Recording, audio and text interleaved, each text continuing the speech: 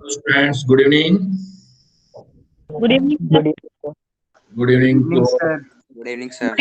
Good evening, sir. all. Good evening. Today is our first Good day. evening, sir. Good evening, बेटा. Good evening. तो बेटा आज हमारा पहला दिन है. Today is our first day. तो सबसे पहले first Good of all, evening, sir. Good evening. पहले ये बताओ कि क्या चल रहा है आपका, कौन सा टॉपिक चल रहा है? Sir, Sir, fourth. structure of atom. Structure of atom. और सर इसमें discovery of neutron discovery of neutron चल रहा है। डिस्कवरी ऑफ न्यूट्रॉन चल रहा है इसका, है ना? तो आज जो है मैं एक जनरल क्लास स्टार्ट करता हूँ आपका, है ना? फिर मेरे अपने तरीके से और फिर अपने डिस्कवरी ऑफ न्यूट्रॉन से आगे बढ़ते हैं. मतलब आपने डिस्कवरी ऑफ इलेक्ट्रॉन कर लिया होगा ना? Yes Yes, sir. और कैथोड रेज कर ली होगी बेटा आपने. Yes sir Yes, Yes, sir. Yes, sir. Discovery of proton कर लिया होगा yes sir Yes, Yes, sir. sir. और कैनोड रेज या केनाल रेज करनी होगी. इतना किया था ना बेटा. Yes, sir. कर Yes, लिया। sir. Yes. और न्यूट्रॉन का डिस्कवरी करना है स्टार्ट या कर लिया है? सर कर करना है तो करना है. सर करना है करना है. कोई बात नहीं. तो जस्ट मैं थोड़ा सा पहले अपनी बात करते हैं. तो देखो, बेसिकली हम स्ट्रक्चर ऑफ एटम टॉपिक पढ़ने जा सर रहे हैं. आपके पास बोल बेटा हम क्या पढ़ने जा रहे हैं? Structure of an atom. आपने जो कुछ पढ़ लिया उससे पहले थोड़ा सा मैं इंट्रोडक्शन दे देता हूँ बेटा आपको कि रिसेंटली कुछ दिख रहेगा सर दिख नहीं रहा ढंग से आपको ये आपको स्क्रीन नहीं दिखाई दे रही बेटा? सर स्क्रीन तो दिख रही है सर पहले स्टार्टिंग में स्ट्रक्चर दिख रहा था येलो कलर से उसके बाद नहीं दिख रहा ये भी मैंने कुछ दिखा Yes, दिया. Sir, structure of an atom लिखा है बस. Yes, structure of an atom लिखा है बेटा, है ना? तो इसमें देखो, सबसे पहले मैं थोड़ा इंट्रो कर रहा हूँ बेटा कि कोई भी एक एटम होता है, जो भी एक एटम होता है, स्मॉलेस्ट पार्टिकल है.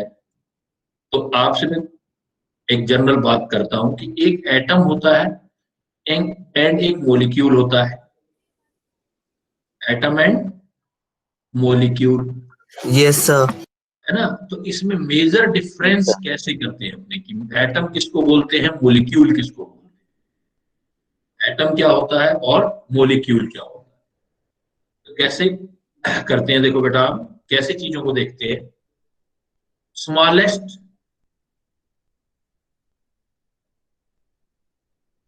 फॉर्म ऑफ सब्सटेंस, और वो भी एलिमेंटल फॉर्म में. Yes, sir. और सर वो केमिकल रिएक्शन कर सकते हो. हाँ बेटा, smallest elemental form of substance which take parts in a chemical reaction, which take part in a chemical reaction is known as atom.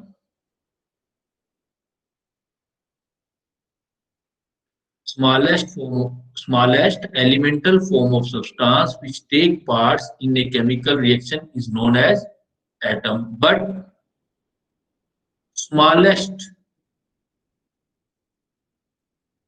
form of substance, अभी elemental की जरूरत नहीं है, कोई भी substance.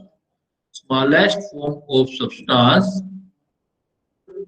which can exist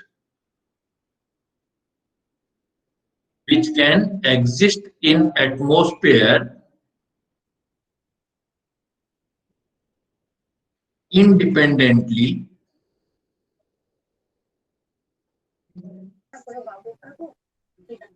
is known as molecule. Molecule Known as molecule.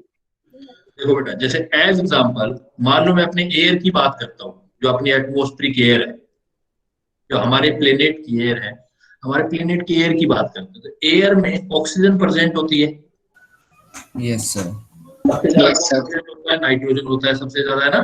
Sir. और oxygen भी होता है. ऑक्सीजन जो प्रेजेंट होती है वो ऑक्सीजन किस फॉर्म में प्रेजेंट है? देखो, presence of oxygen, sir O2 molecule के फॉर्म में। O2 की फॉर्म, O2 ऑक्सीजन मॉलिक्यूल के yes sir. Sir O- atom कभी भी फ्रीली एग्जिस्ट नहीं कर सकता ना। हाँ यस बेटा, यही डिफरेंस है। देखो इसका मतलब मैंने O2 लिख दिया, O2 की फॉर्म में एयर प्रेजेंट है जो हम ब्रीदिंग कर रहे हैं, तो O2 प्रेजेंट है एटमॉस्फेयर में, तो यही तो बोला था हमने, smallest form of substance which can exist in atmosphere independently is known as molecule। Molecule. इसका मतलब O2 क्या है बेटा, O2 को क्या बोलोगे, मोलिक्यूल। लेकिन इसमें एटम कितने मोलिक्यूल में, देखो सर 2 सर दो। there are 2 atom तो इसको आप बोलोगे di diatomic. diatomic molecule। Molecule. ऐसे ही बेटा आपने बैलून वगैरह में जो एयर भरते हैं उसका सुना होगा, कौन सी वाली होती है वो, helium. Sir helium. Sir helium gas. Sir, helium. Helium gas होती है। तो हीलियम जो एटमॉस्फेयर में एग्जिस्ट करती है, प्रेजेंस है जो इसकी हीलियम की, उसकी क्या होती है, सिंबल होती है आपकी H। H2 H2. Sir H2 नहीं बेटा, H2 तो हाइड्रोजन होता है, हीलियम होता है He। हीलियम है H। सर सिर्फ He होगा ना सर, ये तो मोनोएटॉमिक होता है। हाँ तो देखो अब है, इसका मतलब हीलियम को क्या बोलोगे, मोलिक्यूल तो बोलोगे आप, क्योंकि एग्जिस्ट कर रहा है एटमॉस्फेयर में। लेकिन ये वाला मोलिक्यूल हाँ सिर्फ एक एटम से बना हुआ है, इसलिए इसको आप बोलोगे monoatomic. No atomic molecule. Monatomic molecule. Sir noble gas है ना इसलिए। हाँ बिल्कुल बेटा, नोबल गैस है ये, मोनो एटॉमिक बोलेंगे। है ये भी मोलिक्यूल जो भी एग्जिस्ट कर सकता है एटमॉस्फेयर में। जैसे देखो आपका, जैसे मैं यस आपसे सर। बोलूं, सर नियॉन। नियोन है, हीलियम है, नियोन है। इवन आपने एक CO2 का नाम सुना होगा बेटा, carbon dioxide. Yes sir CO2। Yes sir. Carbon dioxide nature में एग्जिस्ट करती है, उसके उसका फार्मूला क्या होता है कार्बन डाइऑक्साइड का नेचर में, sir CO2 sir CO2 CO2। तो इसका मतलब CO2 भी मोलिक्यूल हुआ बेटा। Yes sir. लेकिन इस मोलिक्यूल में कितने एटम है, देखो जरा, सर सर 1 कार्बन का और 2 Sir, ऑक्सीजन सर का। ट्राई एटॉमिक का है। 3 atoms. we sir can say try that molecule. it is the molecule, but which type of molecule, triatomic। Molecule. और रिएक्शन में जब पार्टिसिपेट करेंगे तो O2 कभी डायरेक्ट नहीं करेगी, O2 पहले ब्रेक होगी। O2 किस में ब्रेक होगी पहले, O में। ऑक्सीजन। O तो अब O2 को तो मोलिक्यूल बोलोगे बेटा, ये तो एग्जिस्ट करेगा इन atmosphere, exist in atmosphere. But जब रिएक्शन कराओगे तो O2 पहले ब्रेक होके O बनाएगा, O जो होगा ये takes part in chemical reaction. Chemical reaction. इसलिए O को क्या बोलोगे, O को सिर्फ क्या बोलोगे आप, atom. It's an atom। Clear है बेटा point, what is the major difference between atom and molecule. Yes sir. Sir Yes sir। Note करेंगे, क्या Yes। करते हो, नोट करते हो ना, Yes sir। Yes sir. Yes sir। जल्दी से बेटा नोट करते जाओ।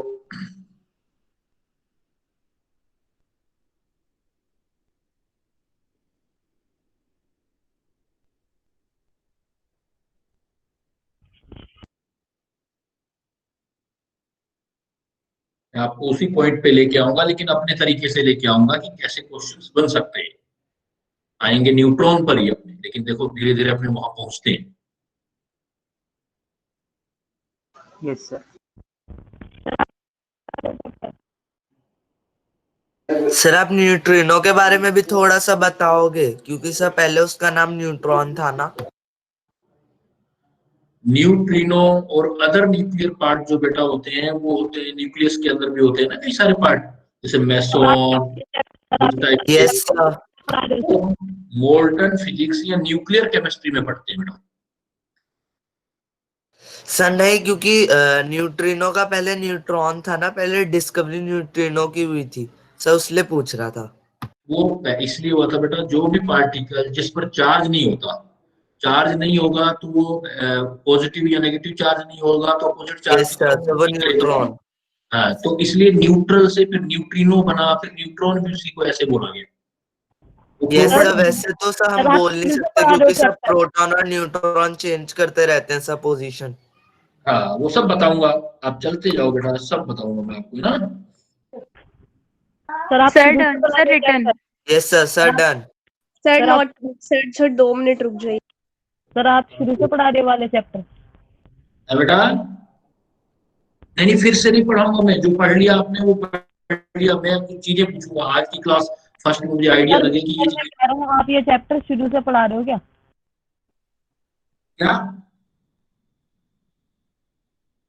क्या कह रहे हो बेटा? तो वो पूछ रहा है आप चैप्टर ये शुरू से पढ़ा रहे हो क्या? नहीं शुरू से नहीं पढ़ा रहा मैं, आपका जो हो चुका है वो तो हो गया, मैं जो चीजें आपसे आज पूछ रहा हूँ कि ये चीजें आपने करते जानी है आगे ना। सही है, आप हर O2 या He या CO2 के बाद G क्यों लिख रहे हैं, इसका क्या मतलब है? इसका मतलब बेटा ये गैस की फॉर्म में एग्जिस्ट करते हैं ना, ओके सर, ओके। इसलिए हम ब्रैकेट में जी लिख देते हैं कि ये गैस है, इस फॉर्म में एग्जिस्ट करता है ऑक्सीजन। यस सर, सर पुराने वाले सर भी ऐसे लिखते थे सर, एल लिख देते थे सर अगर वो लिक्विड है। हाँ बेटा, लिक्विड होगा तो एल लिख देंगे, सॉलिड होगा तो एस लिख देंगे। सर अब यस आप सर। पढ़ाओगे हमें केमिस्ट्री? हाँ बेटा, अब मैं ही पढ़ाऊंगा आपको, आपका यही एक ही चैप्टर रहता है ना ये वाला। Yes sir. सर तो आप यस सर। सर 2 बैचेस हैं सर, एक और बैच का सर पिछले वाले चैप्टर भी रहता है। सर यही रह रहा है हमारा। अच्छा कोई बात नहीं बेटा, वो मेरे को पता लगा। सर आपने एटम्स और मॉलिक्यूल्स वाले चैप्टर पढ़ा रहे हो या फिर स्ट्रक्चर ऑफ एटम? बेटा मैं स्ट्रक्चर ऑफ एटम वाला चैप्टर पढ़ा रहा हूँ आपको, उसमें कुछ आइडियाज ले रही है अपने ना। सर लिख लिया। चले आगे बेटा। यस देखो बेटा ये हो गया एटम और मॉलिक्यूल में डिफरेंस हो गया। अब दूसरा पॉइंट मैं आपको कहने जा रहा हूं कि कोई भी अगर एटम होता है तो उस एटम का सर जब हम ये वाला चैप्टर कंप्लीट कर लेंगे तो फिर हम रिवीजन शुरू कर देंगे ना? बिल्कुल बेटा रिवीजन शुरू कर देंगे, 10th वाला भी करेंगे कुछ। Size and shape of atom,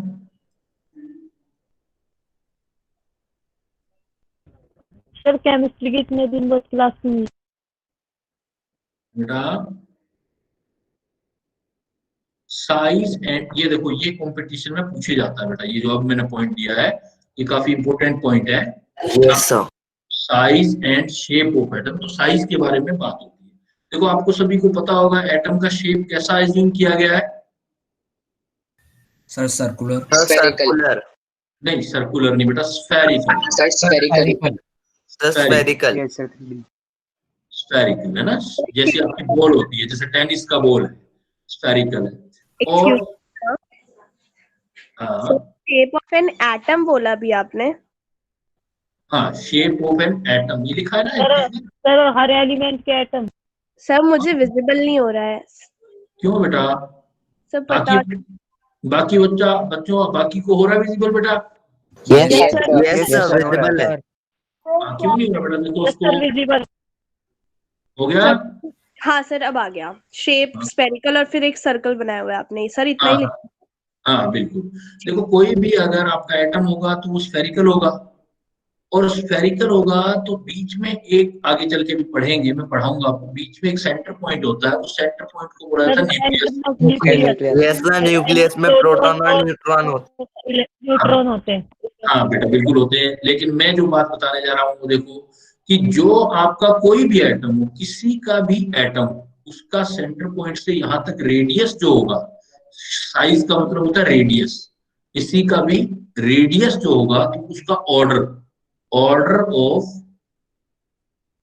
radius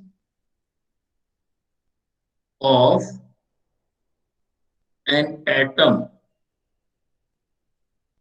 वो आपका होगा 10⁻⁻10 metre, 10⁻⁻10 metre.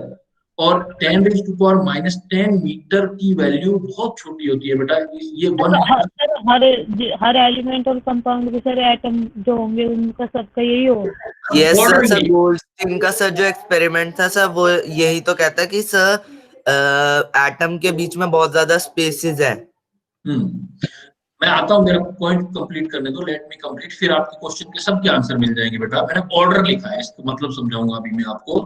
Order of radius of an atom, कोई भी एटम उसका रेडियस कितना बताना है आपने, 10⁻⁻10 मीटर, या इसी वैल्यू को बोलते हैं एंगस्ट्रॉम, 1 एंगस्ट्रॉम। क्या बोलेंगे, 1 एंगस्ट्रॉम, बहुत छोटा एंगस्ट्रॉम। Unit, 1 angstrom.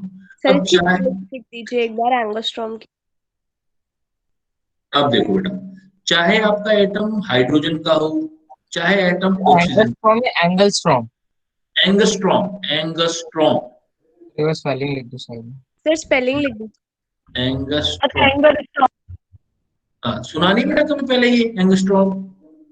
नो नहीं सर, सर नो नहीं सर। पता है। कोई बात नहीं बेटा, No, छोटा sir. यूनिट, बहुत छोटा यूनिट होता है एंगस्ट्रॉम, इसीलिए तो नेक्ड आई से हम एटम को देख नहीं पाते ना।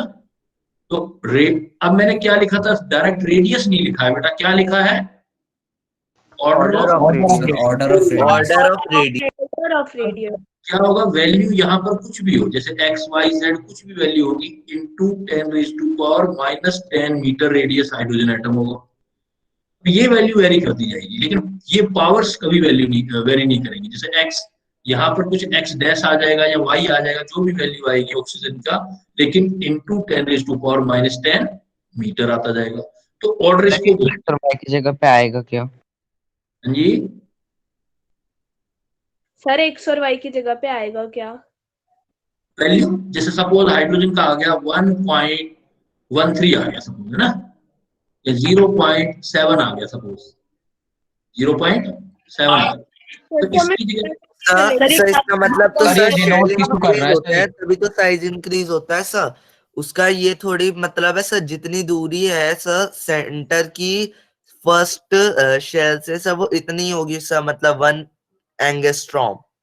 हाँ, वो सब का रेडियस, जो ऑर्डर का मतलब है कि ये वाली वैल्यू, अब जैसे मान लो हाइड्रोजन का 0.74 इंटू 10⁻⁻10 आया, ऑक्सीजन का सपोज आ गया मान लो 0.99 आ गया, इंटू बट इंटू 10⁻⁻10 मीटर, तो ये सब में वैल्यू सेम आएगी बेटा, ऑर्डर का मतलब ये होता है। सर मतलब ये 0.74 इस रेडियस का मेजर है, लेकिन उसको मल्टीप्लाई करना है। हाँ, मतलब इसका मतलब क्या हुआ, तो बहुत छोटी वैल्यू है ना, ये तो बहुत छोटी वैल्यू है, तो इसमें कोई फर्क नहीं पड़ता। जैसे मैं आपको बोलूं कि 1 इंटू 10⁻5 और मैं कह दूं 2 इंटू 10⁻5, तो कोई बहुत बड़ा फर्क नहीं पड़ा ना, देखो बेटा, क्योंकि ये बहुत Yes, बड़ी sir. वैल्यू है। सर मतलब ये 10⁻⁻10 मीटर, ये यूनिट पढ़ रहे हैं हम। मतलब इसकी रेडियस पढ़ रहे हैं बेटा, न्यू सेंटर पॉइंट से यहाँ तक रेडियस सभी की इसी ऑर्डर में आएगी, उसका आगे वाला वैल्यू थोड़ा बहुत चेंज हो सकता है, लेकिन ये वैल्यू सबका सेम आएगा। सर आगे वाली वैल्यू को क्या कहते हैं?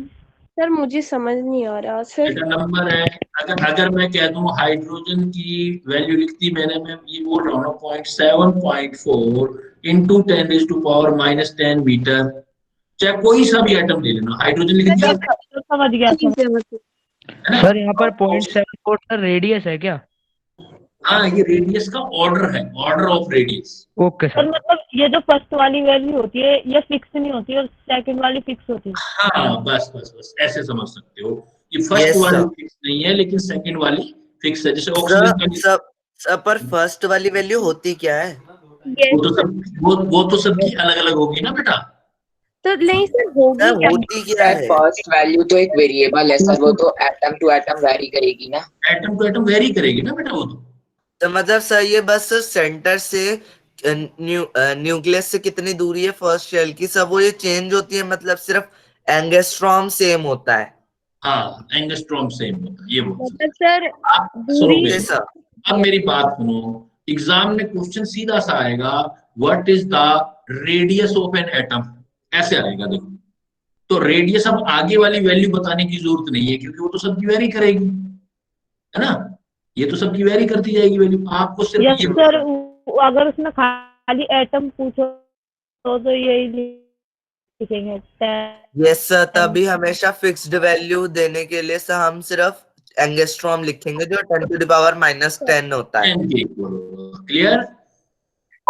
हाँ, सर जैसे हाइड्रोजन का रेडियस 0.037 होता है। बेटा तो सर फिर हाइड्रोजन वो क्या मैं क्या कह रहा हूँ, यहाँ पर हाइड्रोजन स्पेसिफाई नहीं कर रहे ना, ये एटम लिख रहे हो बेटा। एटम कोई भी हो सकता है, अब इतने सारे एटम में कोई भी हो सकता है, तो वो सारे एटम 10⁻⁻10 मीटर। इसका कंपैरिजन किससे कर रहे हो आप? एटम का मोलिक्यूल से कंपैरिजन कर रहे हो। जैसे मान लो हमसे ये पूछा जाए कि इंसानों की हाइट क्या हो, हम क्या बोलते हैं? इंसानों की हाइट क्या होगी? सर जो फर्स्ट सुनो ना वाली मेरी वैल्यू बात, हम कहते हैं कि होती है सर, जो इन्हें याद करना हम पड़ेगा ना हमें।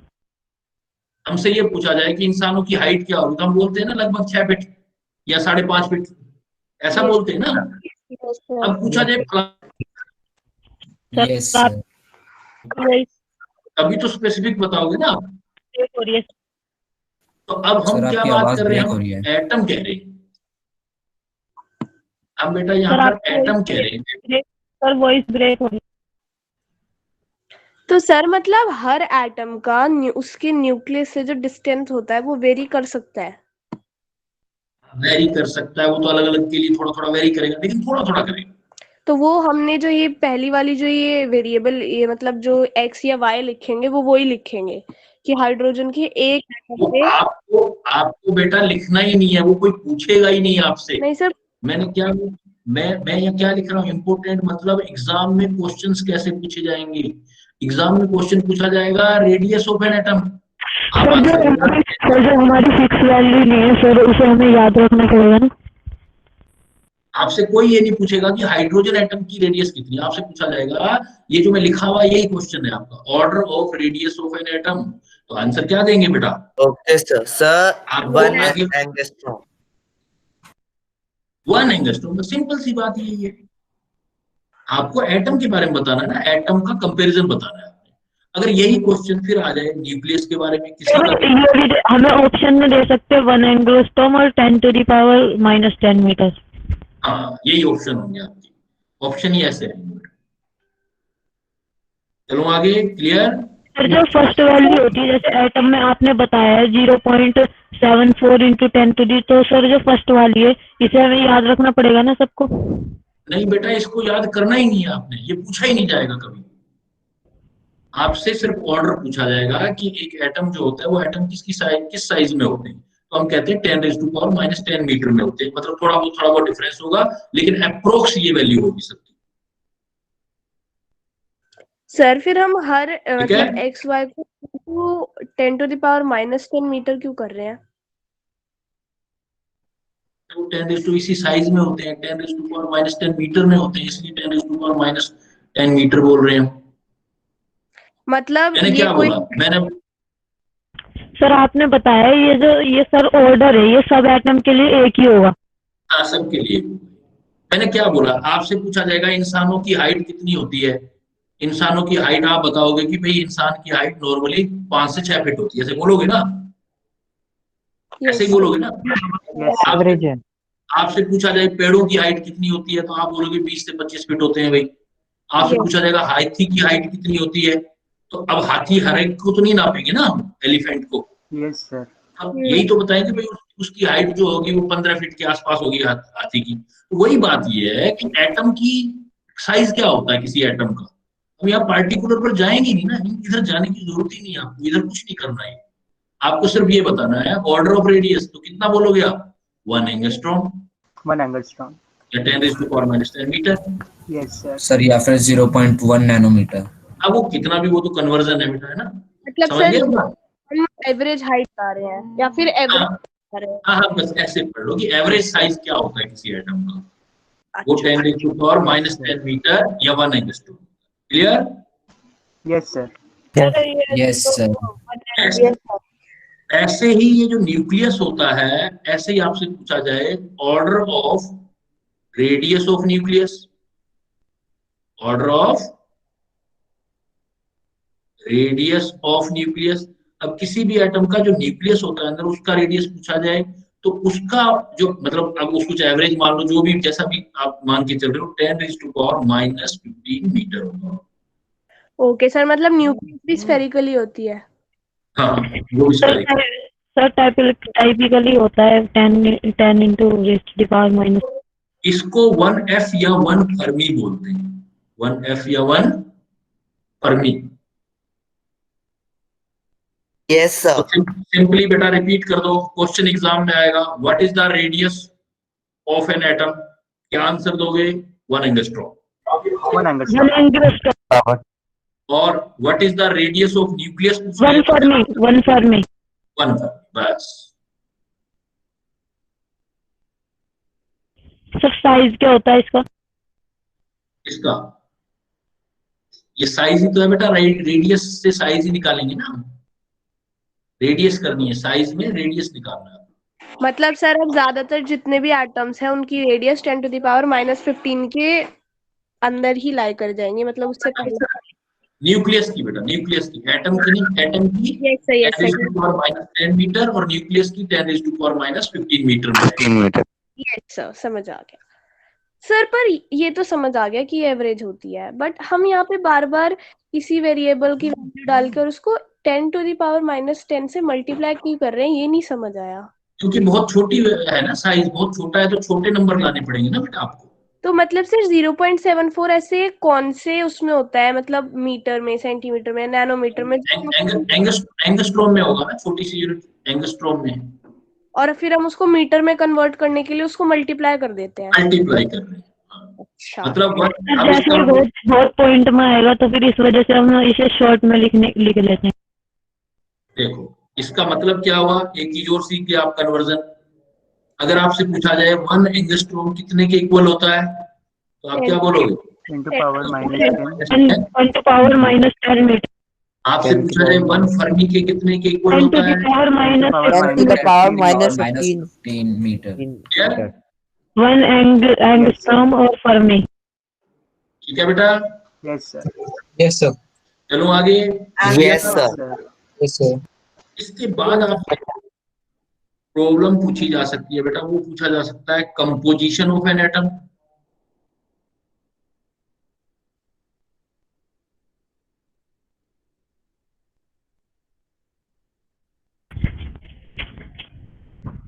कंपोजिशन ऑफ एन एटम, भाई एक एटम किस किस का बना होता है? तो आपने पढ़ा है भाई composition. Yes sir, neutron, proton and neutron, proton and electron. बिल्कुल, इलेक्ट्रॉन, प्रोटॉन, न्यूट्रॉन। ये स्फेरिकल होगा। Proton and neutron. न्यूक्लियस के अंदर होते हैं प्रोटॉन एंड न्यूट्रॉन। और जो होते हैं वो इलेक्ट्रॉन्स होते हैं ऑर्बिटल में। ठीक है, इलेक्ट्रॉन्स होते हैं। हाँ, इसीलिए हम बोलते हैं कि जो अंदर न्यूक्लियस वाला पार्ट है, तो इसके हम बोलते हैं कि अगर आपकी कंपोजिशन ऑफ एन एटम पूछा जाए तो आप बोलोगे कि इसमें टोटल फंडामेंटल पार्टिकल जो होते हैं 3 होते हैं। यस सर, 3 होते हैं। यस सर, सर ये पढ़ा है, 3 फंडामेंटल पार्टिकल्स। फंडामेंटल पार्टिकल्स, सब एटॉमिक पार्टिकल्स। Fundamental particles. और इसमें क्या होते हैं कि एक जो न्यूक्लियस के अंदर होते हैं वो होते हैं आपके proton, proton plus and neutron. Proton and neutron. और सर ऑर्बिट में जो होते हैं वो इलेक्ट्रॉन। इसीलिए बेटा इनको प्रोटॉन और न्यूट्रॉन को न्यूक्लियस में होते हैं, that's why they are known as nucleon. Proton और न्यूट्रॉन को क्या बोलेंगे? न्यूक्लियॉन। न्यूक्लियॉन। बोथ को बोलेंगे एक साथ, बोथ। बोथ को बेटा, बोथ को, प्रोटॉन और न्यूट्रॉन को जो न्यूक्लियस के अंदर होते हैं उसको क्या बोलते हैं हम?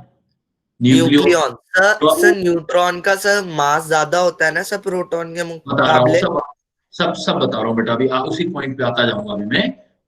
प्रोटॉन एंड न्यूट्रॉन जो होता है बेटा, होता है, उन दोनों को बोलते हैं मिला के क्या बोलेंगे? न्यूक्लियॉन। न्यूक्लियॉन का मतलब न्यूक्लियस के अंदर पार्टिकल है। और दूसरे जो होते हैं वो इलेक्ट्रॉन। इलेक्ट्रॉन ये एक्स्ट्रा न्यूक्लियर पार्ट में होते हैं, इन yes sir. Extra nuclear part. अब देखो, हाँ, अब एग्जाम में ध्यान देना बेटा, अगर वो पूछे which of the following fundamental particle, तो तीनों आंसर देना, प्रोटॉन, न्यूट्रॉन एंड इलेक्ट्रॉन। और अगर वो पूछे which of the following are nucleon, proton and neutron. Note और कर लेना, जो न्यूक्लियस होता है उसको हम नोडल पॉइंट कहते हैं। Nucleus is known as nodal point. as nodal point. Sir हम इलेक्ट्रॉन को एक्स्ट्रा न्यूक्लियर पार्ट बोल रहे हैं ना? नहीं, पार्ट नहीं बोल, इन लिखा है मैंने, इन एक्स्ट्रा न्यूक्लियर पार्ट। प्रेजेंट है इन एक्स्ट्रा न्यूक्लियर पार्ट। हाँ, एक्स्ट्रा न्यूक्लियर पार्ट। तो एटम के दो पार्ट हो गए ना, एक न्यूक्लियर पार्ट हो गया और दूसरा एक्स्ट्रा न्यूक्लियर पार्ट हो गया। यस सर यहाँ पर सर न्यूक्लियस को सर नोडल पॉइंट क्यों बोला है? सेंटर पॉइंट होता है इसलिए नोडल पॉइंट बोल दिया। वहां पर इलेक्ट्रॉन नहीं होते इसलिए नोडल पॉइंट बोलते हैं, जहां इलेक्ट्रॉन नहीं होते ना उसको नोडल बोलते हैं। यस सर, जहाँ होते हैं उसको इलेक्ट्रॉन के पास से कोई छूता है सर, पार्टिकल पास कर सकता है।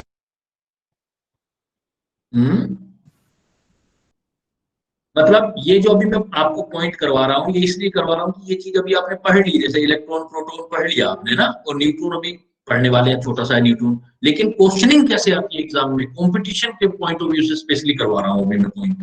सर ऐसे क्वेश्चन एनटीएससी में आते हैं? हाँ, ऐसे क्वेश्चन आते हैं, ये जो मैं अभी लिखवा रहा हूँ। तो जो जेएसपीएससी एग्जाम है सर, वो 9th के बच्चे देते हैं, 10th? 9th भी देते हैं, 10th भी देते हैं। सर जेएसटीएससी तो 9th ही देते हैं। Yes sir. सर उसकी जेएसपी और एनटीएससी भी कह रहे हो ना आप? सर एनटीएससी की दो सर, NTSC तो सर 9th और 10th के दोनों का सिलेबस आता है एनटीएससी में, पर जेएसपीएससी का एनटीएससी और एनटीएससी तो अभी दिया होगा तुमने, नहीं दिया अभी? सर उसकी डेट्स नहीं आई पहले, सर लेकिन हमें 10th का अभी 10th का हुआ है। पेपर भी हो गया सर 10th का हुआ अभी। अभी 10th का हुआ, अभी 13 को था ना, 10th का हुआ है। Yes sir. बेटा कंपोजिशन ऑफ एन एटम समझ गए कि सर एटम हमारा अगले ईयर। यस सर, समझिए। इलेक्ट्रॉन, प्रोटॉन और फिर न्यूक्लियन का क्या मतलब है और नोडल पॉइंट का क्या मतलब है, क्लियर? आगे चलो बेटा। Yes sir. Sir nodal point का मतलब yes sir. Yes sir. Electron नहीं होते। अब देखो अब देखो थोड़ी सी मैं एक्स्ट्रा चीज बताने जा रहा हूं, थोड़ा सा ध्यान से करना है ना। देखो अभी आपको जो है इनका रिप्रेजेंटेशन सिखा, रिप्रेजेंटेशन ऑफ फंडामेंटल पार्टिकल। तो बेटा फंडामेंटल पार्टिकल पहले जो आप जानते हो, चलो वो करके ना फिर मैं इस पर आता हूं। आपने पढ़ा होगा बेटा जैसे पहला इलेक्ट्रॉन है ना, यस सर, इलेक्ट्रॉन, स्मॉल ई। और इसको रिप्रेजेंट अभी तक आपने सीखा होगा कि स्मॉल ई से करते हो। Yes sir. सर इसके टॉप राइट में नेगेटिव का साइन। और यस इसका सर, जो चार्ज मास ऑफ इलेक्ट्रॉन भी याद किया होगा आपने, कितना याद किया था? Sir mass 9.1 into 10 power minus 31 9.1 into 10 to the power minus 31 kilogram. Kilogram 9.1। Charge भी किया होगा बेटा, चार्ज को क्यू से लिखा होगा। Yes charge sir. Yes sir. Yes sir. 1.6 into 10 raised to power 19 coulomb minus 19 Yes. Coulomb. Minus में, yes sir. या फिर आपने किया होगा माइनस में 4.8 into 10 raised to power minus 10 ESU पढ़ा होगा। नहीं सर। नहीं सर, पहले आप पढ़ा हमने। सर ESU क्या होता है? ये बात है। पहले वाला पढ़ा है, हाँ बेटा, अगर आप सेकंड वाला भी आ सकता है ना? हाँ दोनों आ सकते हैं। देखो MKS में पढ़ोगे तो होगा, मतलब SI यूनिट में पढ़ोगे तो पहले वाला, SI unit of charge of electron पूछेगा तो पहले वाला दे देना। Yes sir. 1.6 एमकेएस की फुल फॉर्म क्या है? एमकेएस। और ESU जो है ये CGS वाला होता है बेटा, सर हाँ, एमकेएस yes, की फुल फॉर्म क्या है? बता रहा हूँ। MKS में का मतलब होता है जब मेजरमेंट आप मीटर, किलो और सेकंड में करते हो। मीटर मतलब metre, kilo, second. Metre, kilo, second, और CGS का मतलब सेंटीमीटर, ग्राम, सेकंड में करते हो जब आप। तो छोटा यूनिट जो होता है ये होता है CGS, बड़ा यूनिट होता है वो MKS होता है। तो आपसे Yes, इलेक्ट्रॉन का चार्ज पूछा जाए, अब तो आपने ये तो याद कर रखा होगा मुझे लगता है, पहले वाला तो। सर दो तीन होते हैं ना सर, 3 सिस्टम होते हैं ना, सीजीएस और एमकेएस और एक और होता है। जो हमें काम किए बेटा, जो हमारे काम के होंगे वो मैं कराए जा रहा हूँ तुम्हें ना, हमें जहाँ जरूरत पड़ेगी तो वो फिजिक्स वगैरह में पढ़ोगे आप, लेकिन केमिस्ट्री में आपको क्या याद? एमकेएस का मतलब है कि ये वाली वैल्यू हम जब मीटर, किलोग्राम और ये सेकंड सेकंड के साथ जब डील करते हैं तब लिखेंगे, और ये दूसरे वाली वैल्यू जब हम सीजीएस के साथ डील करेंगे तब लिखेंगे। तब लिखेंगे बेटा। अच्छा, ये छोटे वाली है। ईएसयू का फुल फॉर्म जानते हो बेटा? ईएसयू electrostatic unit.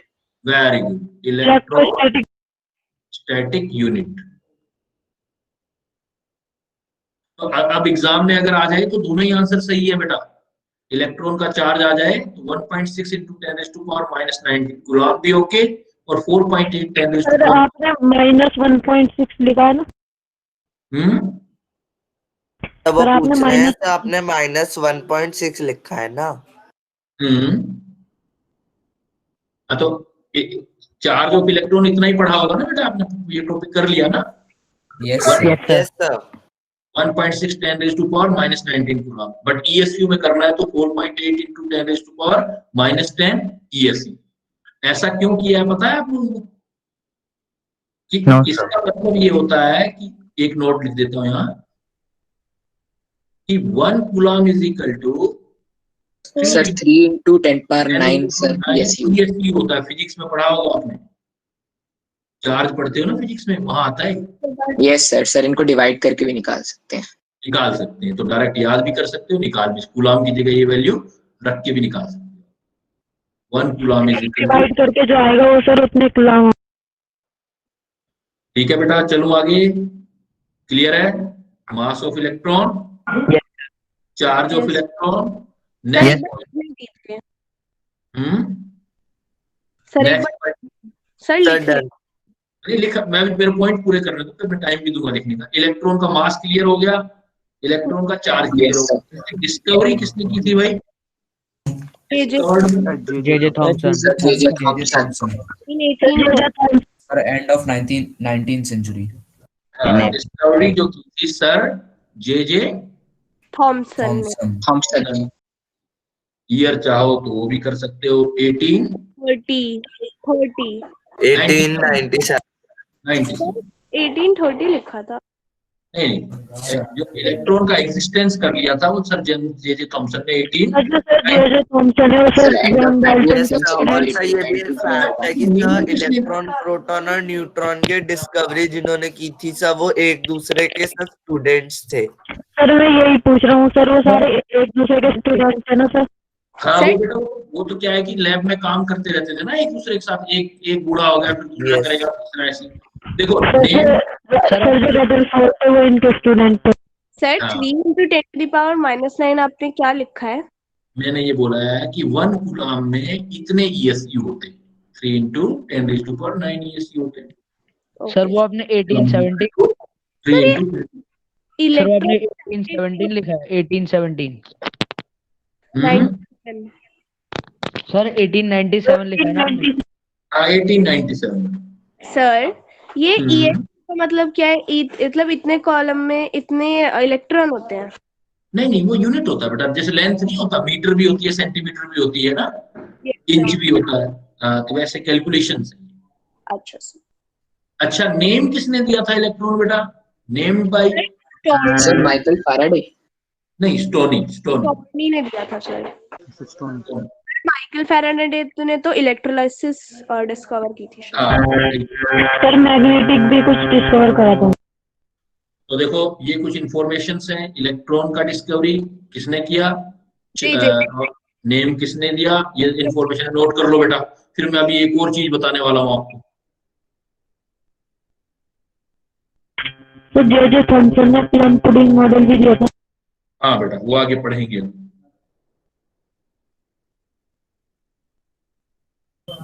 Sir done. Sir नहीं सर अभी नहीं। Sir done. कर लो बेटा, कर लो, जल्दी से कर लो। बहुत सारी मजेदार चीजें हम करने वाले हैं जैसे एग्जाम। सर ये जो जितने भी बड़े बड़े साइंटिस्ट हैं सर, ये खुद नहीं करते सर, ये डिस्कवरी अपने स्टूडेंट से करवाते हैं। सर ये तो आपने सीजीएस लिखा है, इसमें जो एस है वो दोबारा से सेकंड ही है ना? हाँ वो भी सेकंड, वो दोनों में सेकंड आता है। ओके चलो बेटा आगे। Yes sir. Yes sir. अब देखो, अब क्या हुआ कि आप जो ऐसे लिखते हो ना, अब नॉलेज ग्राउंड, अब कंपटीशन में कभी भी आगे हायर क्लासेस में भी जाओगे तो ये याद करना, जो सिंबल ऑफ इलेक्ट्रॉन लिखते हैं ना वो ऐसे लिखते हैं, E0 -1। मतलब हम जीरो क्यों लिखते हैं, हम कहते हैं कि इसका सर मास मास मास प्रोटॉन की कंपैरिजन में नेग्लिजिबल मास है। इसके ये जीरो किसको रिप्रेजेंट कर रहा है, किस मास को रिप्रेजेंट कर रहा है, नेगेटिव नेग्लिजिबल मास। मतलब इलेक्ट्रॉन का मास बहुत कम है, नेग्लिजिबल यानी ना के बराबर। यस सर, नेग्लिजिबल, इसलिए हम जीरो से रिप्रेजेंट कर देते हैं। नेग्लिजिबल मास किसके कंपेयर में, as sir proton proton proton इसलिए हाँ जीरो लिखते हैं। प्रोटॉन और -1 क्यों लिखते हैं, इसको कहते हैं यूनिट चार्ज। सर चार्ज इस पे कितना चार्ज? हाँ यूनिट, वो यूनिट चार्ज की वैल्यू क्या है वो तो ऊपर कर लिया आपने। ये यूनिट चार्ज मतलब इक्वल टू सर ये unit of negative charge. Sir ये सिंबल के पीछे की साइड लिखते हैं। सर ये आपने केसी क्या लिखा है, केसी केसी क्या है ये? हम कोई भी इलेक्ट्रॉन लिखेंगे तो उसमें हम ऐसे ही लिखेंगे, ऊपर 0 और नीचे -1। हाँ, इसका यूज बताऊंगा कि जब भी इलेक्ट्रॉन लिखते हैं तो ई लिख के इस साइड में 0 लिख देते हैं और नीचे -1 लिख देते हैं।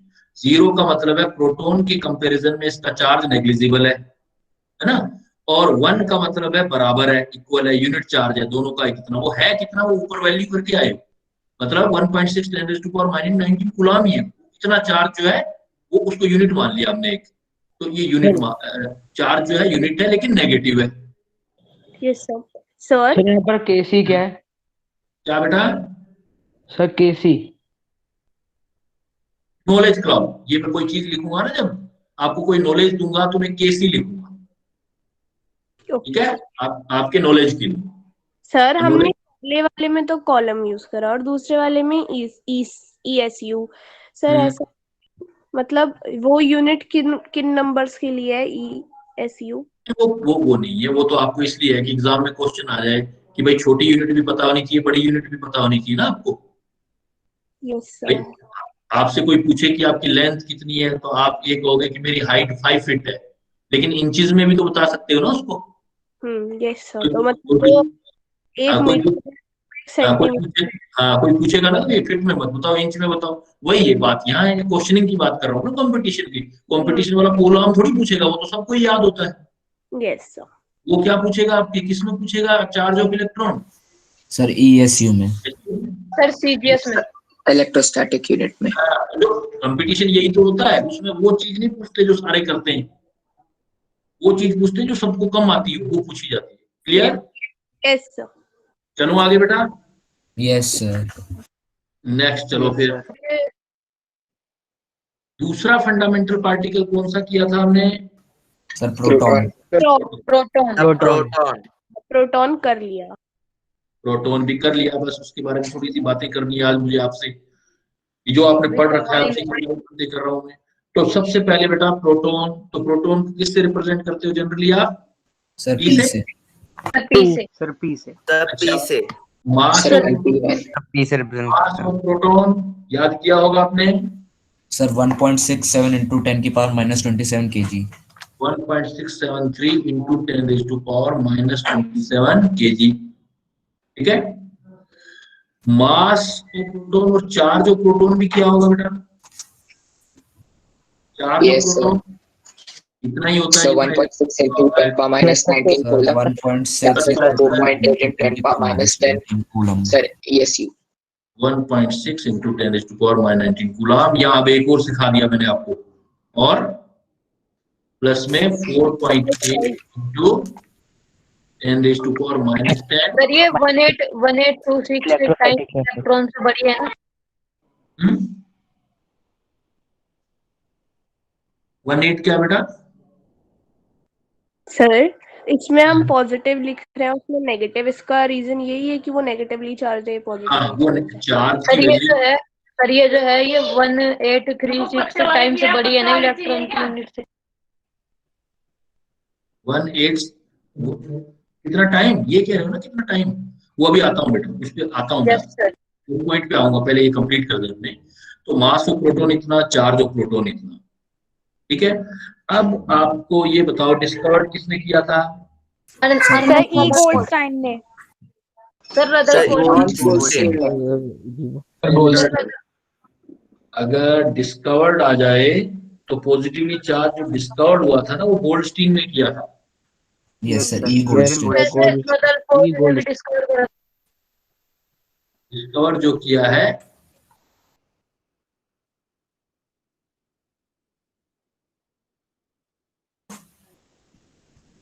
ये डिस्कवर्ड जो किया है बेटा वो गोल्डस्टीन ने किया है। इसको डिस्कवर जो किया था वो गोल्डस्टीन ने किया था। हाँ जो यस सर, जो नेम दिया गोल्डस्टीन का सर ज्यादा नाम नहीं आता सर, रदरफोर्ड का ज्यादा नाम आता। रदरफोर्ड ने इसका जो नेम दिया था।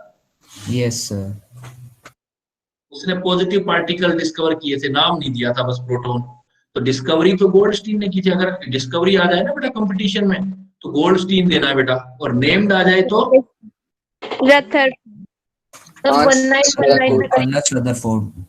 तब रदरफोर्ड देना, ठीक है सर 1919 में करी थी डिस्कवरी। हाँ बेटा, क्लियर है ये पॉइंट भी। अब आ जाओ, तो अगर हम इसका नॉलेज क्लाउड देखो, अब प्रोटॉन को रिप्रेजेंट करना है तो प्रोटॉन को कैसे रिप्रेजेंट करेंगे? पी तो लिखेंगे ही, लेकिन सर, अब क्या वन और प्लस सर ऊपर 1 लिखेंगे, ऊपर 1 लिखेंगे और नीचे भी 1 लिखेंगे।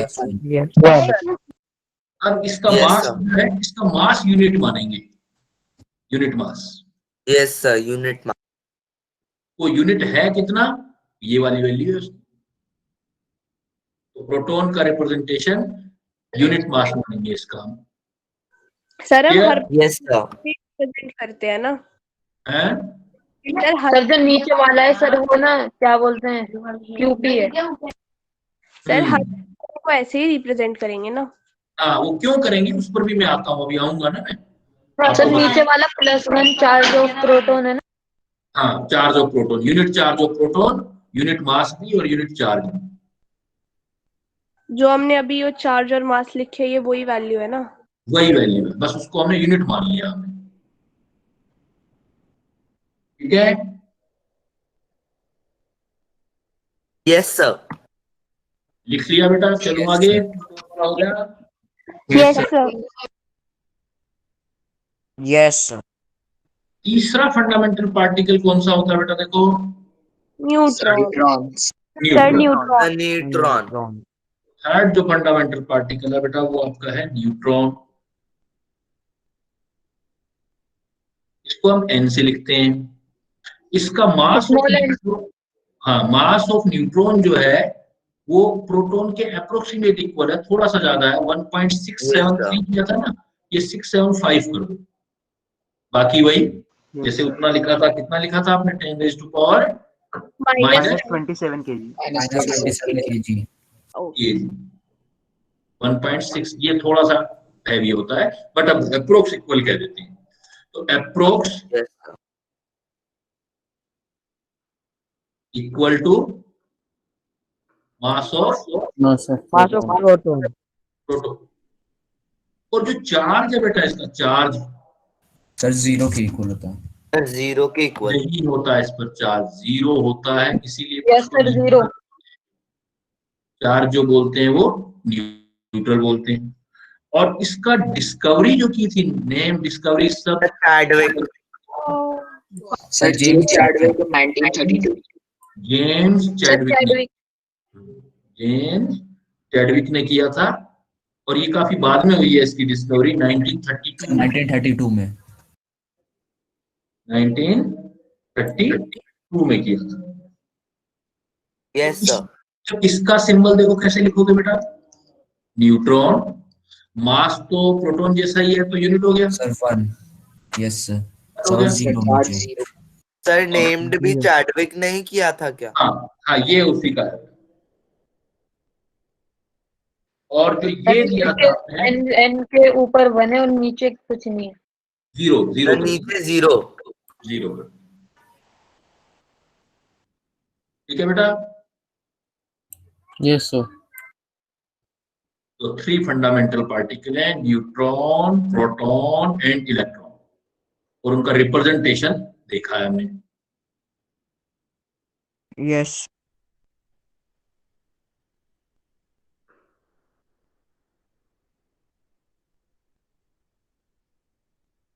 Yes sir.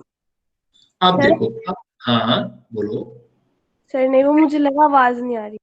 हाँ देखो, अब क्या है कि अब इसका एप्लीकेशन करते हैं कि क्वेश्चनिंग कैसे आ सकती है। देखो, पहला पॉइंट तो ऐसे लिखेंगे हम, डिस्कवरी ऑफ न्यूट्रॉन। यही चैडविक ने कहा जाता है। नहीं सर, डिस्कवरी कैसे वो तो नहीं पढ़ा अभी हमने। इनका जो डिस्कवरी वो अभी बताता हूँ मैं आपको कैसे किया वो ना, हाँ डिस्कवरी सर। वो भी बताऊंगा मैं आपको। तो पहले ये क्वेश्चनिंग सर करते वो हैं। तो अभी तक किसी का नहीं बताया तीनों। देखो कैसे, जैसे पहले इनकी प्रॉब्लम की बात करते, क्यों सिखाया मैंने ये ऐसे सिंबल लगाना। जैसे देखो, ऐसे थ्योरेटिकल क्वेश्चन आएंगे, if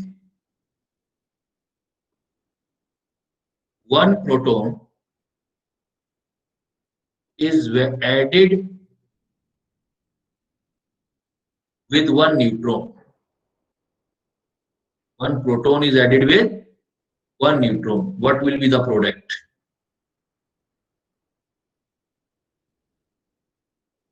What will be the product? अगर ऐसे सोचना है आपको तो देखो सॉल्यूशन कैसे करोगे बेटा। एक प्रोटॉन न्यूट्रॉन में ऐड हो जाए, ऐसा नहीं है ना सिर्फ अपने के जो किताब में लिखा हुआ वो रट ले तो ये पढ़ाई थोड़ी होती है। ऐसे पढ़ाई होती है, जब चीजें हम कर लेते हैं, अब उनको समझेंगे, अपने दिमाग चलाएंगे। तो देखो न्यूट्रॉन का सिंबल, वन प्रोटॉन और न्यूट्रॉन को ऐड कर रहे हो ना, है ना। Yes sir. प्रोटॉन का सिंबल न्यूट्रॉन के सिंबल के साथ ऐड करो। देखो तो प्रोटॉन का सिंबल क्या लिखा था आपने? 1 1 सर 1 और प्लस 1 1 प्लस 1 और प्लस 1, है ना। 1 और ये क्या होगा? 1 और 1 और 0 नीचे 0 0। तो हमारे पास तो कोई कैसा पार्टिकल बन जाएगा, नया पार्टिकल, सपोज एक्स बन गया कोई, है ना। तो हो यस जाएगा सर, तो उसका ऊपर 2 होगा, सर 2 नीचे और 1 1 होगा। नीचे 1 सर प्लस प्लस 1 मतलब पॉजिटिव पार्टिकल बनेगा हमारा। कैसा पार्टिकल बनेगा? Positive positive. Particle 1 unit charge. Sir red होए। अब देखो, अगर मैं आपसे ये बोल दूं, इसी को ऐसे ही करना है आपने। अगर मैं आपको ये बोल दूं कि if one proton is added with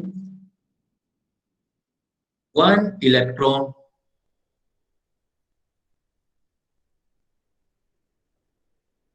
what will be the product? 1 sir 1 है, नीचे सर 0।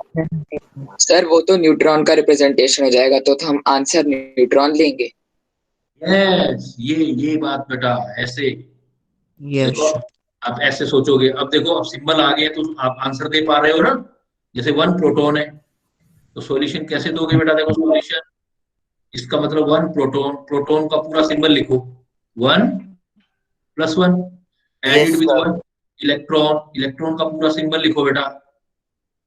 इलेक्ट्रॉन का मास तो नेग्लिजिबल था, यस और नीचे -1 -1 था। अब देखो, अगर 1 और 1 ऊपर वाला सम कर दो, 1 + 0 तो ऊपर 1 आ गया, यस और नीचे 0 हो जाएगा। 0 हो तो गया, सर न्यूट्रॉन का इसका मतलब एक प्रोटॉन और इलेक्ट्रॉन ऐड हो जाए तो नया पार्टिकल कौन सा बन जाएगा आपका? Neutron neutron neutron okay, neutron बन जाएगा। समझ रहे हो ना बात? Sir neutron yes sir. Yes ऐसा मतलब कि प्रोटॉन और इलेक्ट्रॉन से न्यूट्रॉन बनता है, लेकिन सर प्रोटॉन और न्यूट्रॉन से जो नया प्रोडक्ट बना है इसको क्या कहते हैं फिर? ये कोई मतलब एक पार्टिकल अनस्टेबल पार्टिकल बन गया, स्टेबल पार्टिकल कोई नहीं है। इस जो पॉजिटिव पार्टिकल है। Yes sir.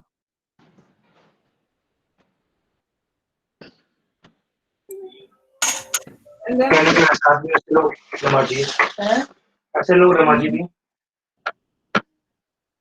पढ़े यहाँ पे कब्रिस्तान। ठीक है बेटा, ऐसे मतलब आप कितने भी क्वेश्चन बना सकते हो, ऐसे सोच सकते हो आप कि अब सपोज एक जो है न्यूट्रॉन में इलेक्ट्रॉन ऐड कर देते हैं, सपोज ये क्वेश्चन दे दिया, if one neutron sir 1 - 1 electron added with one electron, sir ऐसा होता भी है क्या कि ये चीजें ऐड हो जाती हैं? ऐसा बेटा न्यूक्लियर फिजिक्स वगैरह में होता है ना, तो कंपटीशन में क्वेश्चन ऐसे ही बनाए जाते हैं कि आपको ओके कितना सर, नॉलेज है। मतलब होता थोड़ी है ऐसा। न्यूक्लियस में होता है ऐसा, तो सर नहीं, क्वेश्चनिंग ऐसी। इलेक्ट्रॉन। हाँ, वो उसमें बम्बार्ड कराए जाते हैं ना, मान लो एक एटम को दूसरे में, जो लैब में काम कराए जाते हैं, एक एलिमेंट को दूसरे में जो कन्वर्ट किया जाता है, ऐसे ही तो करते हैं ना फिर हम। सर जैसे लार्ज हैड्रॉन कोलाइडर ऐसा वैसे। हाँ, लार्ज को लाइटर या लाइटर को लार्ज, वो ऐसे कन्वर्ट करके ही तो करते हैं हम। अब देखो यस इस सर। प्रॉब्लम का, ऊपर और +1। सर उसी से तो सर हमने एंटी पार्टिकल सर इनके डिस्कवर किए हैं। हाँ बेटा, बिल्कुल बिल्कुल। तो आपसे कंपटीशन में तभी तो ऐसे पूछते हैं कि आपका माइंड कितना चलता है, क्या चीजें कितना सोच पाते हो, कैसे एक चीज को दूसरे में कन्वर्ट कर सकते हैं, साइंटिफिक माइंड कितना है, इसलिए तो साइंस पढ़ते हैं बेटा। तो देखो अब यस थर्ड वाला क्वेश्चन दिया, उसका आंसर देखो क्या दोगे। Sir x, sir sir product जो आएगा एक्स वो जो एक्स ऊपर आएगा ऊपर सर 1 और पहले माइनस वन नीचे ऊपर और आएगा -1 सर नीचे। -1। देखो क्या बना फिर।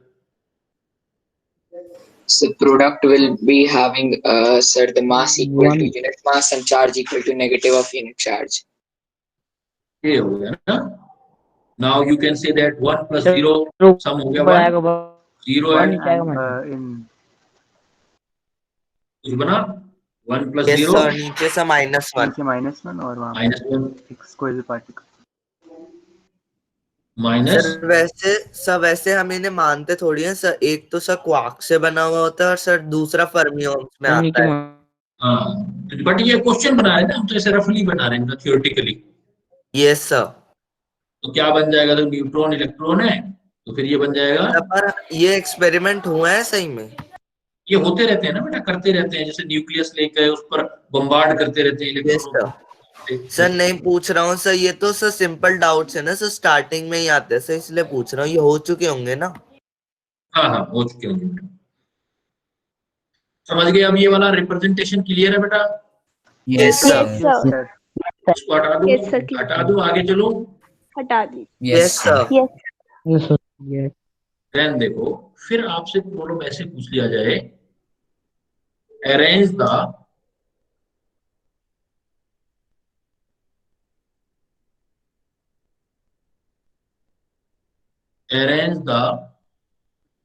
electron, proton and neutron in increasing order.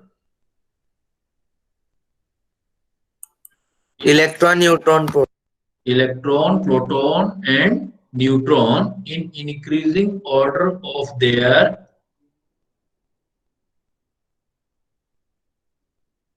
Charge. Sir electron, neutron और फिर प्रोटॉन। हाँ, पहला इलेक्ट्रॉन दिया है, फिर प्रोटॉन दिया है, फिर न्यूट्रॉन। यस सर, क्योंकि सर -1 0 और फिर charge to mass ratio. -1 Arrange the electron, proton and neutron in increasing order of their charge to mass ratio. Arrange करना है बेटा। देखो तो इसका मतलब मुझे क्या निकालना है, चार्ज को। पहले न्यूट्रॉन आएगा, फिर प्रोटॉन आएगा, फिर इलेक्ट्रॉन। सर पहले इलेक्ट्रॉन, प्रोटॉन, उसके बाद न्यूट्रॉन। देखो बेटा चेक करते हैं, लेट मी चेक। देखो चार्ज को हम Q से रिप्रेजेंट करते हैं, तो Q/P m, इसका निकाल लेते हैं पहले इलेक्ट्रॉनों का। एक देख लेते हैं Q/m, इसका निकाल लेते हैं बेटा प्रोटॉन का। एक देख लेते हैं Q/m और Q/m लगा लेते हैं न्यूट्रॉन, है ना। तो देखो इलेक्ट्रॉन का मास कितना लेते हो आप? सर 0।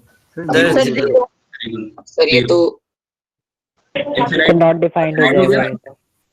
सर ये तो -∞ के करीब वैल्यू, मतलब अगर हम 0 को 0 ना लेकर बहुत छोटी वैल्यू लें तो ये -∞ के करीब वैल्यू आ जाएगी, मतलब बहुत बड़ी वैल्यू है। इसे अनडिफाइंड कहते हैं ना।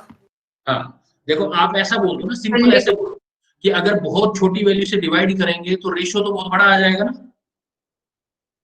सिंपली सोचो ना, सिंपली। मतलब इलेक्ट्रॉन वाले में मास नेग्लिजिबल है, 0 अप्रोक्स मान ले, तो 0 का मतलब इनफिनिट, तो बहुत बड़ा चार्ज टू मास रेशियो आ गया इलेक्ट्रॉन का, है ना। और इधर देखो न्यूट्रॉन में मास, जो न्यूट्रॉन में चार्ज कितना होता है? 1। प्लस नहीं, 1। जीरो जीरो जीरो होता है सर आप जीरो अगर जीरो इसका सबसे कम आएगा। तो ये जीरो हो गया बेटा, इसका मतलब आंसर इसका मैथमेटिकली। Yes sir. और इसमें जीरो प्रोटॉन नहीं। का मिडल में रहेगा, न्यूट्रॉन, प्रोटॉन और फिर इलेक्ट्रॉन। यस बेटा, तो सॉल्यूशन आंसर क्या है आपका? Charge to mass ratio neutron से ज्यादा किसका आएगा? प्रोटॉन, फिर उसके बाद इलेक्ट्रॉन। इलेक्ट्रॉन का सबसे ज्यादा। Clear sir? Sir clear. अगर हम इलेक्ट्रॉन को देखें तो सर उसमें चार्ज जो है उसे तो हम यूनिट चार्ज से नेगेटिव में ले रहे हैं, तो सर ऐसे तो इलेक्ट्रॉन का जो रेशियो है वो -∞ आना चाहिए, और नहीं सर बेटा, उसकी सबसे छोटी वैल्यू मैग्नीट्यूड लिया जाता है, सिर्फ मैग्नीट्यूड लिया जाता है। जो चार्ज और मास रेशियो है ना, उसमें मैग्नीट्यूड लिया जाता है। यस सर, इसीलिए सर कभी भी हम माइनस तो इन्फिनिटी भी नहीं बोलते सर, मैथमेटिकली भी और सर वैसे भी। हाँ वैसे भी बेटा।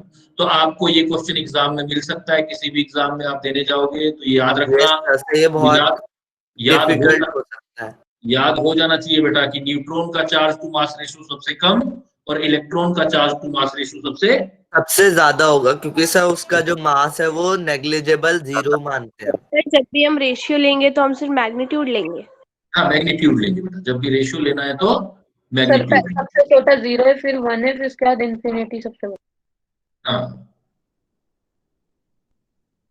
तो सही बात। इलेक्ट्रॉन को दोबारा समझा दो, इलेक्ट्रॉन वाला कि इलेक्ट्रॉन को कैसे आएगा सर, इलेक्ट्रॉन को समझा दो एक बार। बेटा देखो, charge to mass ratio electron का निकाल रहे हो तो देखो Q/m इलेक्ट्रॉन का निकालोगे ना, Q/m इलेक्ट्रॉनों का। Yes sir, -1/0। सिंबल क्या लिखा था इलेक्ट्रॉनों का? देखो ऐसे लिखा था ना, इसीलिए तो सिंबल सिखाए थे मैंने आपको ये। यस, तो -1/0।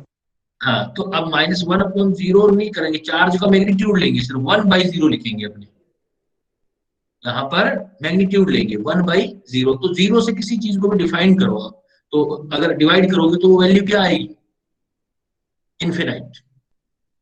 यस सर, और अगर sir mass by charge ratio होता सर, न्यूट्रॉन का सबसे ज्यादा होता सर, इलेक्ट्रॉन का सबसे कम। बिल्कुल बिल्कुल, ऐसे जैसे आपका एग्जामिनर क्वेश्चन पूछे वो कैसे भी पूछ सकता है, चार्ज टू मास रेशियो भी पूछ सकता है, मास टू चार्ज रेशियो भी।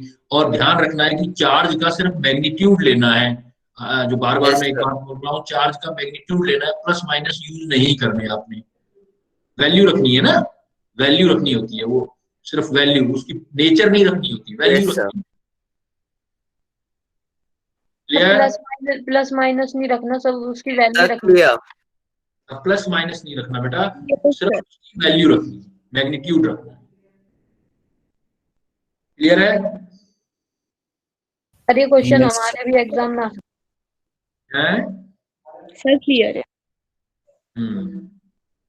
देखो, अब अगर आपने वैसे तो नेग्लिजिबल मास बोल दिया है, लेकिन अगर आप कैलकुलेट करोगे तो कितना होता है चार्ज, कितना भारी होता है प्रोटॉन उससे, इलेक्ट्रॉन से? प्रोटॉन का मास, मास ऑफ प्रोटॉन और mass of electron, mass of proton जो होता है 1837 time of mass of electron होता है। सर मैं यही पूछ रहा था। हाँ 1330 निकाल सकते हो आप, कैसे? यस सर, हम मान लेते हैं, पर होता सा ये होता है सर, पूरा एक्यूरेट ऐसे होता है, रेशियो ले लेंगे।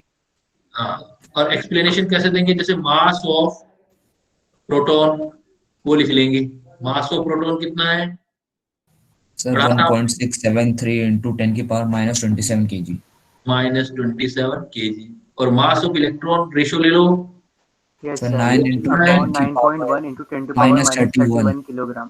सोल्व करेंगे तो बेटा किलोग्राम से किलोग्राम कैंसिल हो जाएगा, तो मास ऑफ प्रोटॉन जब सोल्व करके निकालोगे तो अपने आप देखो इतना आ जाएगा आपके पास। यस सर, यही है 1837। इसी टाइप से मास ऑफ न्यूट्रॉन और इलेक्ट्रॉन जो होता है, मास of neutron 1840 times mass of electron होता है, तो बहुत ज्यादा हैवी है ना इलेक्ट्रॉन से। यस सर, आप अप्रोक्सीमेट 2000 टाइम बोल रहे हो, देखो 1837 टाइम में 2000 टाइम। न्यूट्रॉन सबसे भारी है। मास ऑफ प्रोटॉन और मास ऑफ न्यूट्रॉन कैसे कितने इक्वल होते? वो भी निकाल सकते हो बेटा। न्यूट्रॉन सबसे भारी होता है। हाँ, न्यूट्रॉन सबसे भारी होता है क्योंकि उसका वेट यहाँ 1.673 किया है ना, तो मान लो mass Yes, of sir. 1.675 mass of neutron equals to 3 675. Times of mass of proton होता है। ये इतना, यस सर, और और प्रोटॉन का 1.673 आ जाएगा। हाँ, इससे फिर जो रेशियो आएगा वो निकाल के देखेंगे तो सीधा कैंसिल ही हो जाएगा, तो अप्रोक्सीमेट सेम आएगा ही। Mass of neutron approx same Yes, mass sir. Of, Approx 1 ही आएगा। अप्रोक्स 1 ही आएगा। Yes. Clear? Yes sir. Yes, sir. Clear. चले आगे। अब समझ गए बेटा कि पढ़ना क्या होता है और कैसे कंपटीशन में कैसे पढ़ना होता है। Yes yes sir. Yes, sir. Yes, yes sir. Sir. Sir आप सारे मॉडल भी पढ़ाओगे? हाँ, मॉडल भी पढ़ूंगा, सब कुछ पढ़ूंगा सारा। दोबारा कभी आपको मतलब दिक्कत ही नहीं आएगी, एक बार पढ़ लिया कहीं से भी कोई सही क्वेश्चन आ जाए। सर एक सेकंड सर, थोड़ा ऊपर कर। एक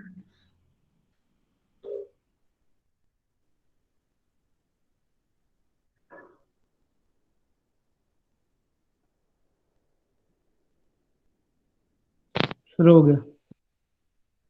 अब देखो, अब आपने डिस्कवरी ऑफ इलेक्ट्रॉन पढ़ लिया था, प्रोटॉन, फिर मैंने आपने कुछ चीजें और बेसिक बताई कि ये भी हमें करनी होती है। तो हमारे पास मेन पॉइंट जो बेटा होता है, फिर अपने पॉइंट्स पर आते हैं। अब फिर पहले स्कूलिंग के हिसाब से देखते हैं कि discovery of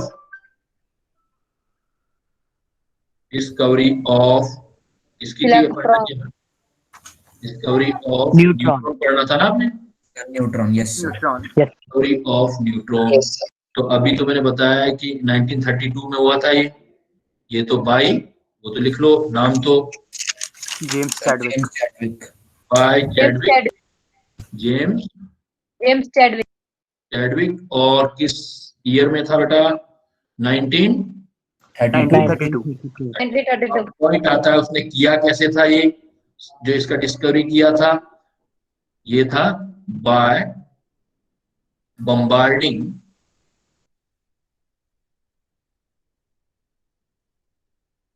a thin sheet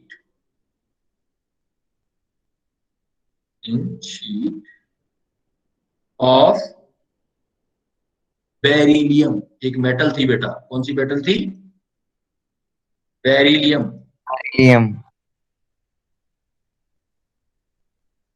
और उस पर जो बम्बार्ड कराए थे वो अल्फा पार्टिकल, आगे चल के पढ़ाऊंगा मैं क्या होते हैं alpha particle, by alpha particles, by bombarding a thin sheet of sir कितना सर गोल्डस्टीन मॉडल में सर कितनी लेयर्स थी सर गोल्ड उसकी, सर गोल्ड फॉइल की? लेयर मतलब बेटा? मतलब कितनी पतली लेयर थी एक? मतलब वो कितना पतला, उसकी थिन शीट बहुत छोटी नैनोमीटर में होती है बेटा। 1000 आइटम। हाँ, सर जो यस सर, माइकल और नंबर ऑफ फैराडे कितनी थी सर अगर वो इतनी पतली थी तो? उसमें पतली थी तो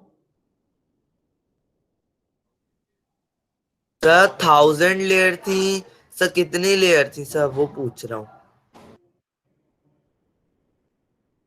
1000 कैसे पता? मतलब उसमें ऐसा था कि जैसे आपका जैसे जैसे गोल्ड है या कोई भी चीज होती है ना, तो उसमें थिन का मतलब होता है डेंसिटी कम कर देते हैं बेटा, उसमें उसके अंदर डेंसिटी कम हो ओके सर। जाती है। उससे फायदा क्या सर होता है? माइकल फैराडे की डिस्कवरी थी मैग्नेट वाली, वो यस सर, एक्सीडेंट। ये वही वाला तो सर एक्सपेरिमेंट है ना सर, जिसमें सर बॉम्बार्ड किया था और सर उसमें से कई सारा जो था अल्फा पार्टिकल वो डिफ्लेक्ट कर गए थे। वो आगे आए, वो आगे आएगा। यस सर, सर वो गोल्ड के साथ में बेरिलियम बाहर कर गए थे। हाँ, वो आगे आएगा, वो बताऊंगा। वो न्यूक्लियस की डिस्कवरी थी बेटा। सर वो रदरफोर्ड ने करी थी सर, वो Yes, अल्फा sir. पार्टिकल्स को। यस सर, और सर पहला मॉडल भी सर रेदरफोर्ड का ही था, जिस सर जिनमें गैप थे। हाँ, वो नील्स बोहर, रदरफोर्ड, वो अलग है, और वो सर पॉइंट अलग थॉमसन है। भी था। यस सर, पॉइंट अलग है। जे थॉमसन का पहला प्लम पुडिंग मॉडल आया था। पहले, अभी हम किसकी बात कर रहे हैं, वो पॉइंट अलग है बेटा। नील्स अभी बोर हम ने कर सर रहे हैं क्वांटम थ्योरी भी नील्स बोर ने बनाई थी ना।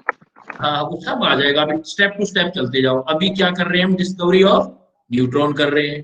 डिस्कवरी ऑफ न्यूट्रॉन किसने किया? चैडविक ने 1932 में किया।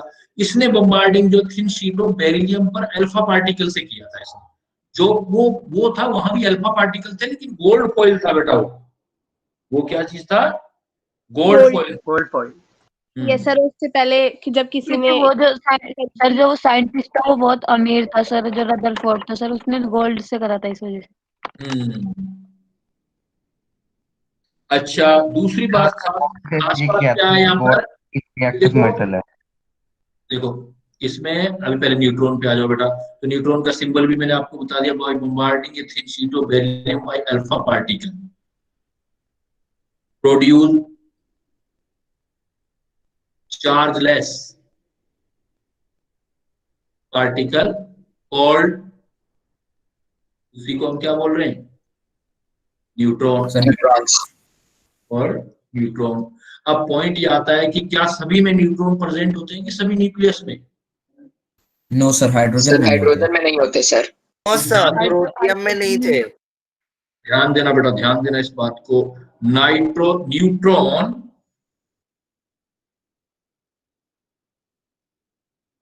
is present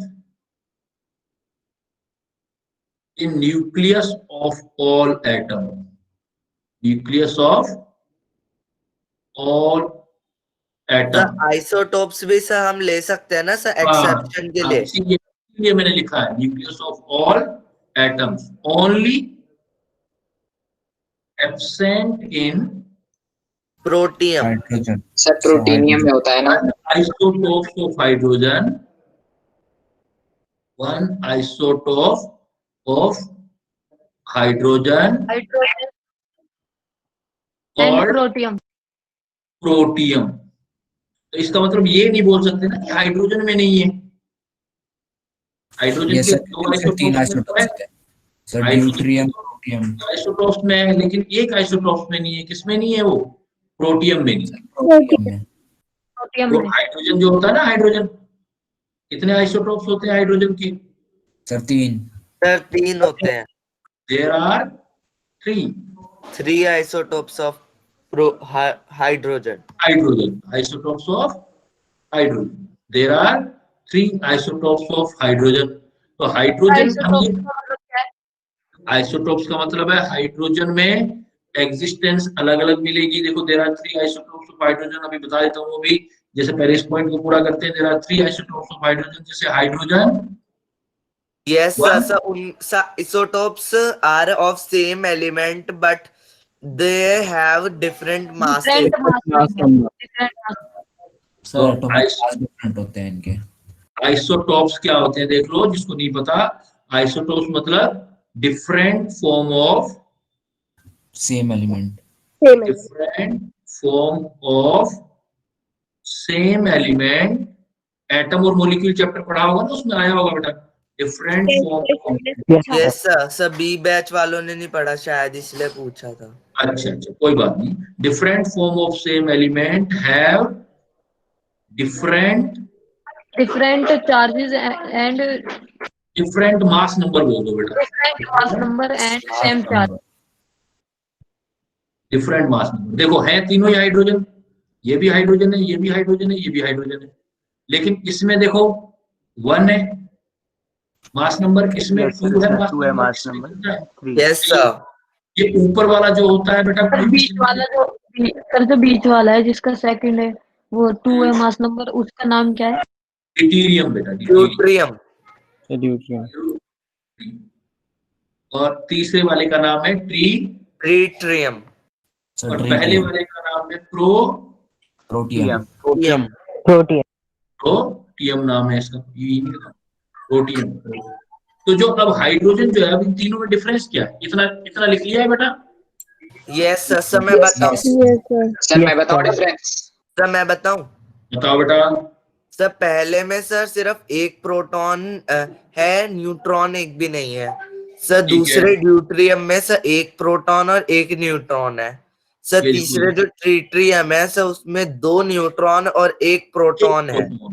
तो इसका मतलब हाइड्रोजन में सिर्फ 1 प्रोटॉन है, और सेकंड वाले में 1 प्रोटॉन 1 न्यूट्रॉन, थर्ड वाले में 2 प्रोटॉन 1 एक न्यूट्रॉन है, और तीसरे वाले में एक प्रोटॉन और दो न्यूट्रॉन। तो ये कहना गलत होगा ना कि हाइड्रोजन में न्यूट्रॉन नहीं होता।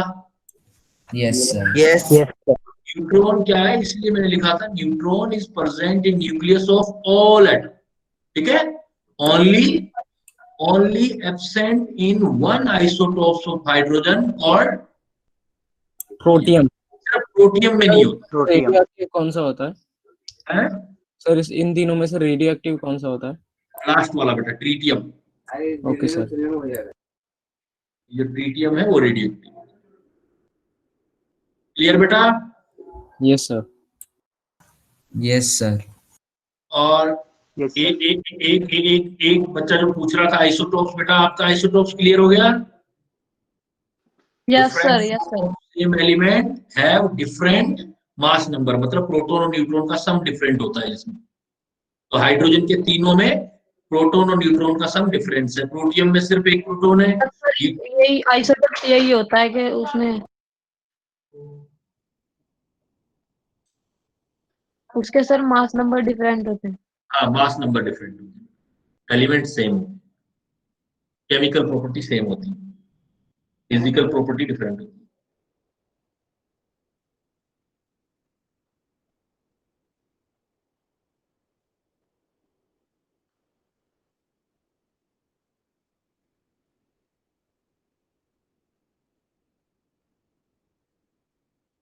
कर लिया बच्चों? Yes sir. सर हाँ सर एक डाउट था। सर हमने एक एटम में अभी तक ये पढ़ा है कि प्रोटॉन और न्यूट्रॉन जो होते हैं वो न्यूक्लियस में होते हैं, और इलेक्ट्रॉन जो होते हैं वो ऑर्बिट्स में सर मतलब सर वो रिवॉल्व कर रहे होते हैं। सर मुझे एक बात पूछनी थी कि एटम में जो प्रोटॉन, न्यूट्रॉन और इलेक्ट्रॉन के अलावा जो स्पेस होती है सर, उस स्पेस का क्या सर नेचर होता है सर, जो मतलब वैकेंट स्पेस होती है?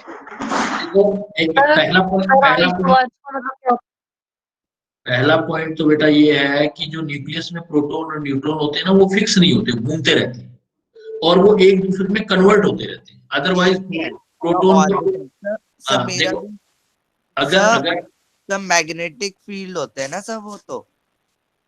हाँ, मेरी बात सुनो पहले, फिर मैं आपकी बात सुनता हूँ। पहले बच्चे का आंसर दे दो। अगर होता क्या है कि वो जगह खाली नहीं होती, अंदर प्रोटॉन न्यूट्रॉन में, न्यूट्रॉन प्रोटॉन में कन्वर्ट होते रहते हैं, तभी तो न्यूक्लियस स्टेबल रहेगा। नहीं तो प्रोटॉन पे कौन सा चार्ज होता है, देखो बेटा, पॉजिटिव +1। सारे प्रोटॉन पे पॉजिटिव चार्ज होगा तो पॉजिटिव एक दूसरे को क्या करने लगेंगे, रिपेल करेंगे, तो अनस्टेबिलिटी आ जाएगी ना। Yes sir. इसलिए क्या होता है, न्यूक्लियस में प्रोटॉन न्यूट्रॉन इंटर कन्वर्जन चलता रहता है, तो फील ही नहीं होता का मतलब क्या होता है। आइसोबार्स का मतलब जिनके ये मास नंबर सेम होता है। बार का मतलब मास होता है, जिनके मास नंबर सेम होते हैं। यस सर, डिफरेंट एलिमेंट्स के होते हैं वो। हो गया, ये कर लिया बेटा। अब जल्दी से at the end of class जल्दी से आप मुझे वो सारा बताओ जो मैंने तुम्हें पढ़ाया। सबसे पहले क्या किया हमने, सबसे पहला पॉइंट क्या किया था बेटा? सबसे पहले difference between atom and molecule.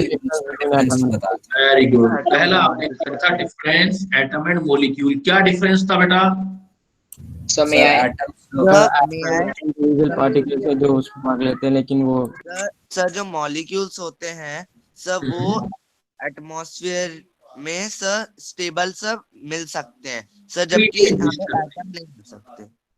और एटम्स जो है वो रिएक्शन में पार्टिसिपेट करते हैं freely. The smallest particles that take place in chemical reaction, those are called atoms. वो 2000। उसके बाद क्या पढ़ाया मैंने बच्चों आपको? Shape and size of an atom.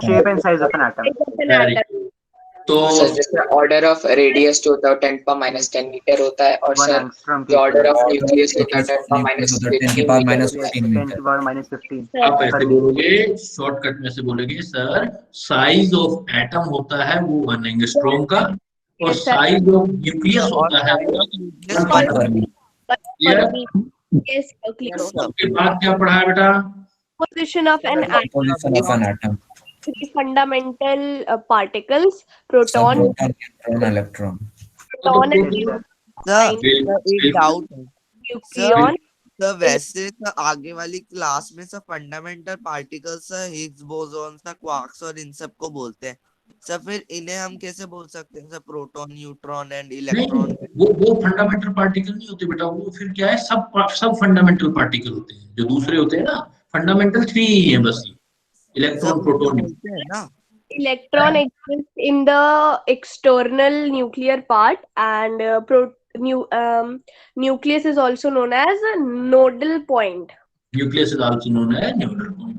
Sir फिर हमने पढ़ा रिप्रेजेंटेशन ऑफ फंडामेंटल पार्टिकल्स, जिसमें हमने इलेक्ट्रॉन पढ़ा, फिर प्रोटॉन, फिर न्यूट्रॉन। नई चीज क्या पढ़ी थी फिर इसमें? ये तो पहले पढ़ा था, आज क्या नया पढ़ा? Sir discovery of neutron. Sir representation नहीं, पहले वाले पॉइंट में जब हम फंडामेंटल। डाउट है बेटा पहले मुझे कंप्लीट करने दो, फिर मैं आपका डाउट क्लियर कर दूंगा। सर वहाँ पर सर नई चार्ज यूनिट पड़ी थी सर नहीं, न्यूक्लियन वहाँ पर सर नई चार्ज यूनिट पड़ी के बारे थी। में पढ़ा। चार्ज का वैल्यू ESU यूनिट में पढ़ा था बेटा आपने। Charge sir E minus 10 to power 9 कितना पढ़ा था वो? minus 4.2 10 to the power minus 10 ESU, which is used for CGS. Yes. Sir और 1 एक वो coulomb equals 3 times 10 power minus 9 sir ESU। Yes, and one thing more जो आपने new था आपके लिए, एक चीज पढ़ा आपने और इसी टॉपिक में, वो क्या था? कंप्लीट सिंबल बेटा, कंप्लीट सिंबल।